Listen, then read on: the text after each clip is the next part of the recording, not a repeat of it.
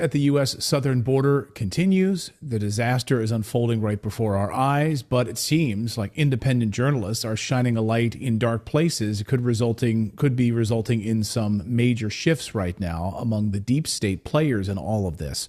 So all of this is facilitated. All of this is being orchestrated to bring illegal immigrants into the United States, to undermine the United States, and it's being done with the help of the U.S. government, being funded and supported by the U.S. government.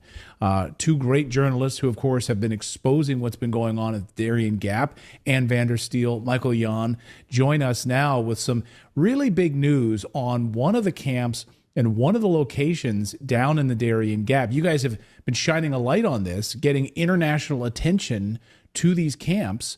And we've been featuring it here on the show because of your reporting.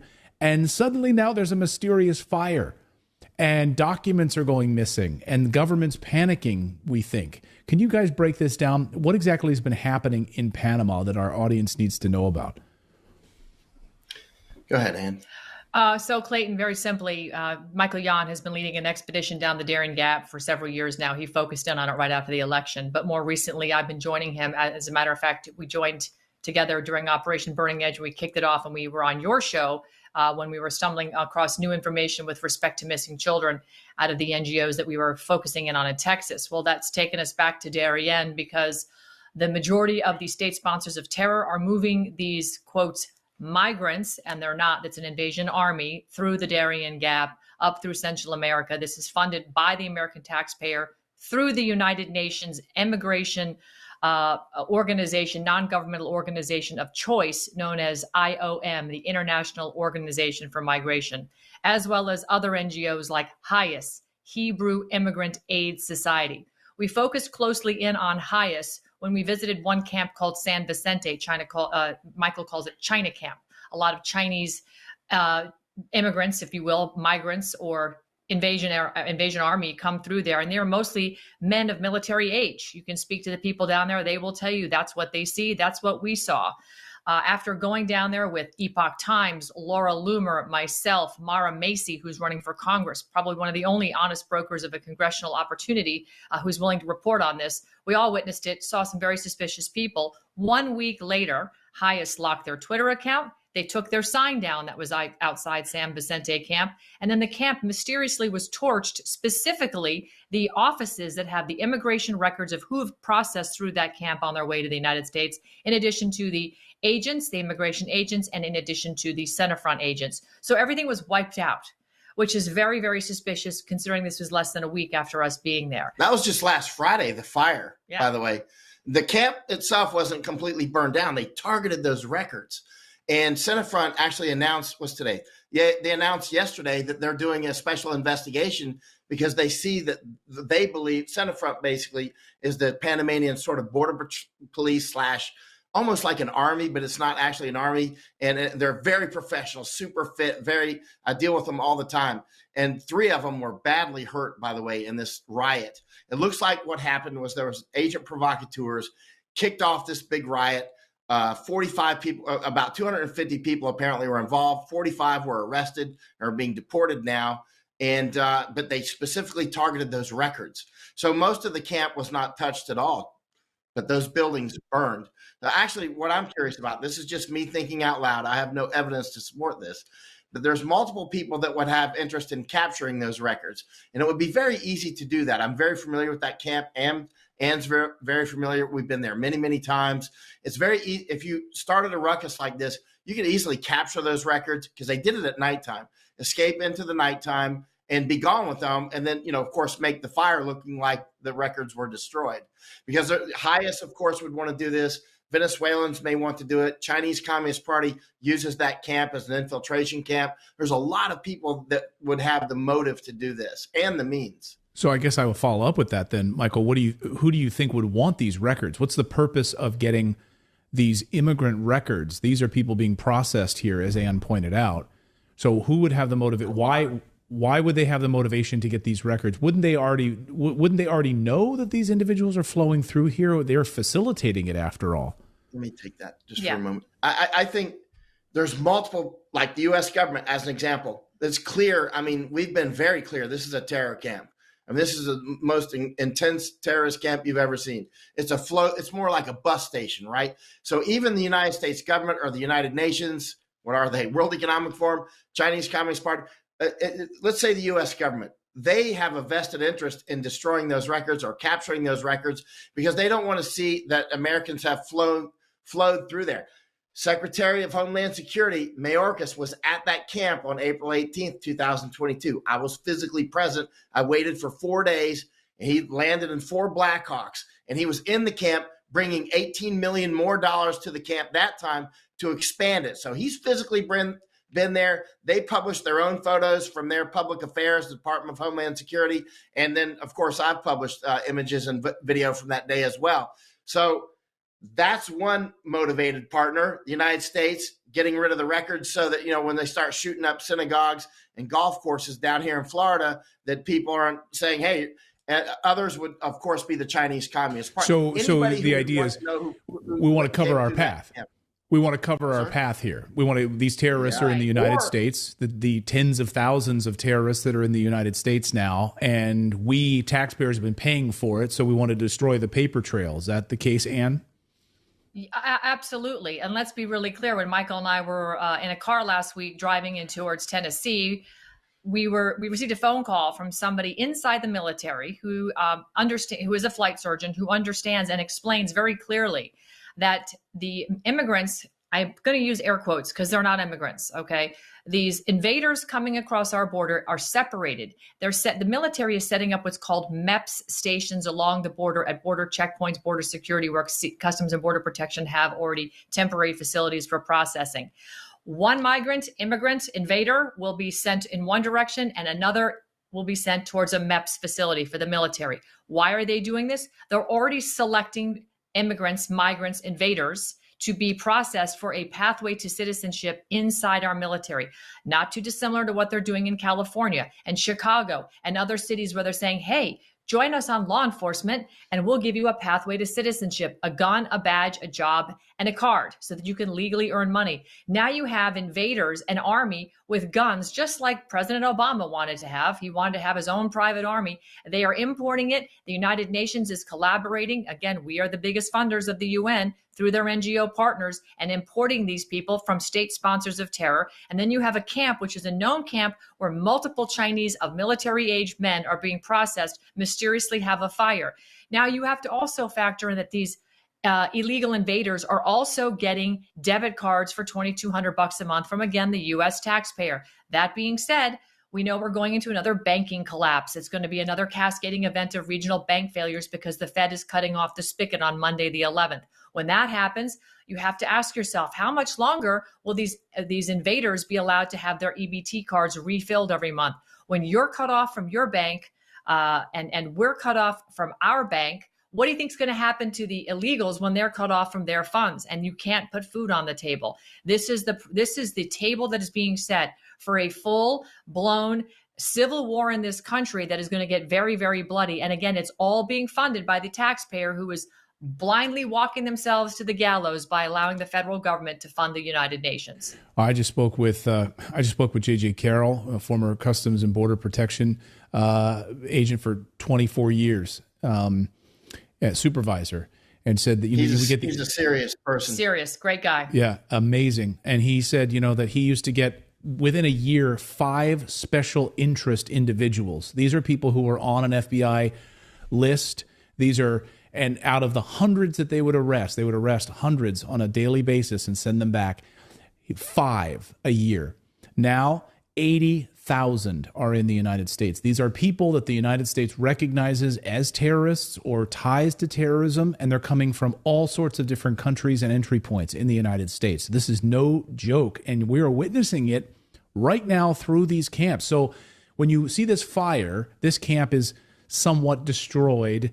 This highest camp, China camp, as you call it, Michael, that's not the end of it, right?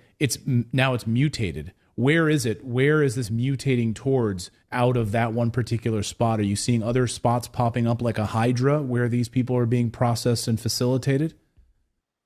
And by the way, the MEPS stations, everybody who's been in the military knows what that is. That's your military in processing, right? Where they go and do the physicals and, take your oath and that sort of thing.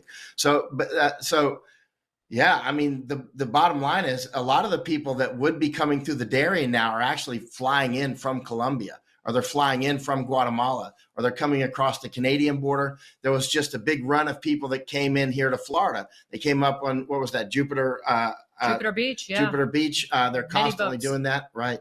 But they're also expanding their existing camps, like we witnessed down in the Darien, Baja Chiquito. They're expanding Baja Chiquito camp, Lajas Blancas. They're putting in water treatment facilities, which is really ironic because so many children were really sick that day we were there. Why? Because they had a pipe running down into the river where they were intaking water they were supposedly treating, but that pipe was also running right next to a waste pipe. So they were pumping waste into the river and they were sucking it right back up and supposedly processing it, and children were getting serious dysentery. So, I mean, you see these NGOs with their signs and their booths all throughout these camps next to the American flags plastered right next to them, but you never see people in the booths themselves. So they get the billions of dollars to put up a sign saying, we're here, Doctors Without Morals, we're here, Red Cross, we're here, United Nations, but there's nobody there. The lights are on and nobody's home. It is disgusting the way they treat these people. It is anything but humanitarian at all. What are you hearing from the CBP? What are you hearing from the folks that work for the federal government that are trying to stop this? I mean, these are great people. These are hardworking people. What I'm hearing on my side is their hands are tied. I mean, they're literally having to release these individuals, and they're not being arrested. They arrest them, they turn around and release them right back into the system right now, into the United States, terrorists into the United States. Border Patrol needs to there's a lot of patriots in Border Patrol.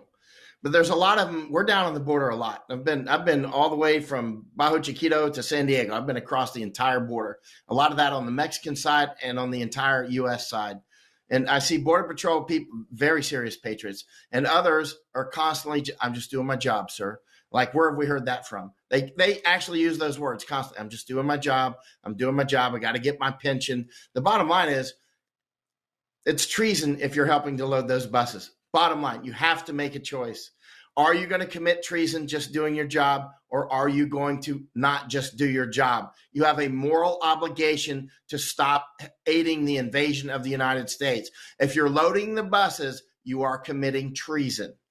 You're not just doing your job. You're committing treason. It's time to stop just doing your job. What happened? Where are the men? Where are the people that are going to get down there and stop this? You know, where? Yeah, I'm looking at two right here. I know. Looking at two right here. I mean, we need these men. We need these men who drive these pickup trucks, who care about their country, these American patriots, to say enough is enough. Get down here. We saw, trucker convoy to get down there, and that sort of, I don't know what's going on with that, but we need people. If the federal government won't do it, this is an invasion. We are watching the country collapse right in front of our eyes.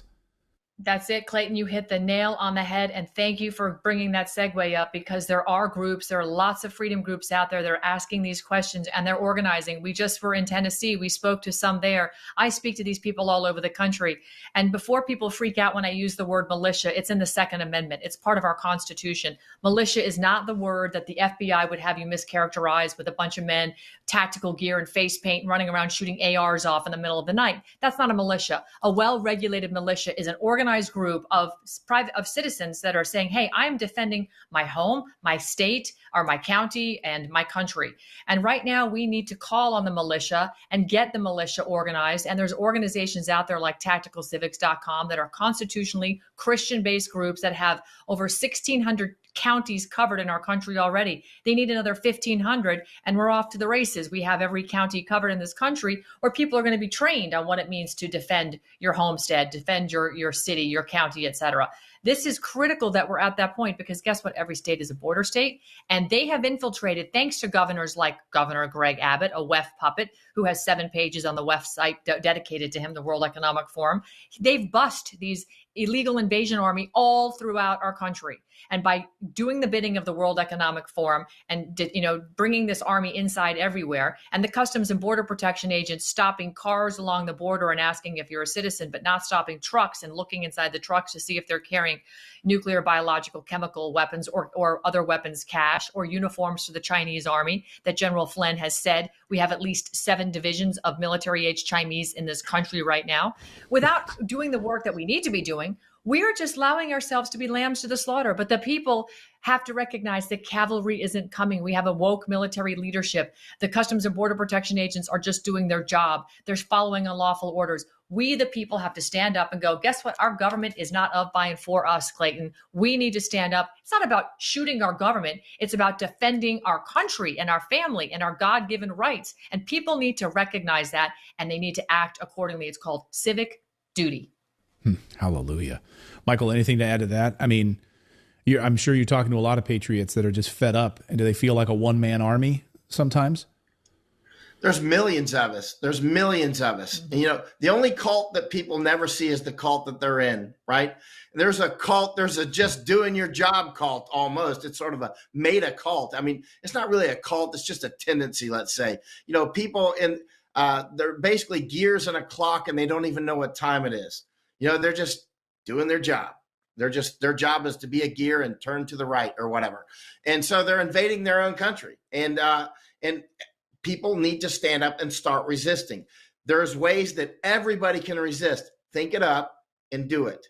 Execute, yeah, and hopefully we right? can all come together in this. You know, we on a Tuesday night show, we highlighted how there's a long history of the United States Army at the U.S. southern border, going back to Andrew Jackson, and calling for this. You know, and the liberals made fun of Donald Trump for him saying that this was his favorite president.